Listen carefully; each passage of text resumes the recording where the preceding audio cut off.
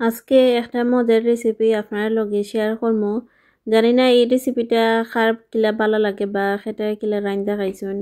এটা মাছটা হচ্ছে সাফিলা মাছ, অনেকে মানে সাফিলা কয়ে তখন সাফিলা মাছ, আর আমরা সিলেটি রাইটারে হুগা মাছও কই, হুগা মাছ কয়, কেউ সাফিলা মাছও কয়।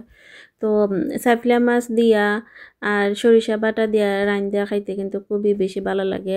আর দেশও থাকতে নানি আমার সাফিলা মাছও তো পছন্দের আছিল, যে কেতা হইমো। যাই হোক, একটু রেসিপিটা শেয়ার করিলাই। আসসালামু আলাইকুম, আশা করি সবাই ভালো আছেন, সুস্থ আছেন, আমরাও ভালো আছি। নতুন একটা ভিডিও লই আইছে আপনার মাঝে। এখানেও কিতা কিতা নিছি এখান তো দেখি লাইছুন। পেঁয়াজ, রসুন, এখানে সরিষা নিছি, দুই জাতের, কালা সরিষা, সাদা সরিষা। আমি সরিষা গুনতারে বালা করি একটু সময় লইয়া আমি দইয়ে দইয়ে ভিজায় রাখছি। এখানেও ব্লেন্ডার করে লাইছি সরিষারে, মানে সরিষা যদি ভিজায় রাখুন আধা ঘন্টা 1 ঘন্টা, তে হ্যান্ড ব্লেন্ডার দিয়ে ব্লেন্ড করতে কিন্তু একটু মানে বালাই হয়, আর কোনো সমস্যা হয় না। এখানে কিছু গুঁড়া মশলা নিছি, হলুদের গুঁড়া আর মরিচের গুঁড়া, আর কোনটাও নিছি না। আপনারা আপনাদের পছন্দ মতো যে কোনো মশলা দিতে পারেন। তো মানে যেহেতু আমি কেন সরিষা বাটা নিছি, এর লাগে আমি আর কোনো মশলা দিলাম না, খালি হলুদের গুঁড়া মরিচের গুঁড়াও দিছি।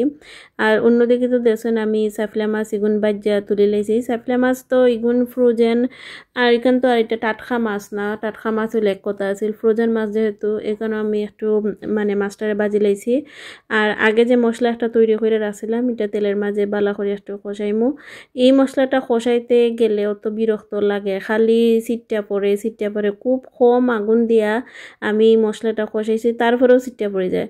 আমার পুরা চুলা উলা একেবারে নষ্ট হয়ে গেছে। আর মন চাইছে যে না রান্না মই না, কিন্তু কি তখন মর দেখ রান্না তো এত আর যাওয়াও যায় না।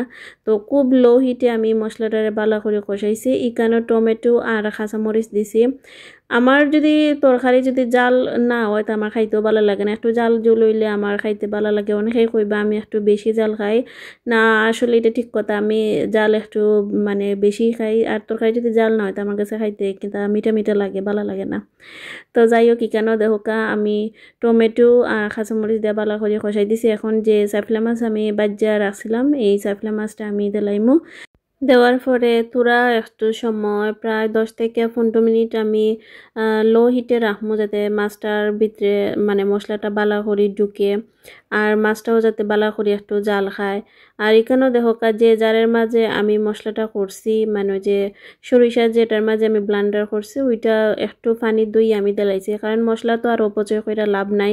এমনিতে তো আমি তরকারির মাঝে আমার একটু পানি লাগবো, যার কারণে জারটা দইয়া আমি দিলাইছি। তো আপনার কাছে রিকোয়েস্ট থাকলো, যদি আপনার বাসাতে সাফলিয়া মাছ আনুন, আর দেশে তো সাফলিয়া মাছ এমনিতেই টাটকা পাওয়া যায়, যেহেতু আমরা প্রবাসী আছি, আমরা ফ্রোজেন খাইরাম।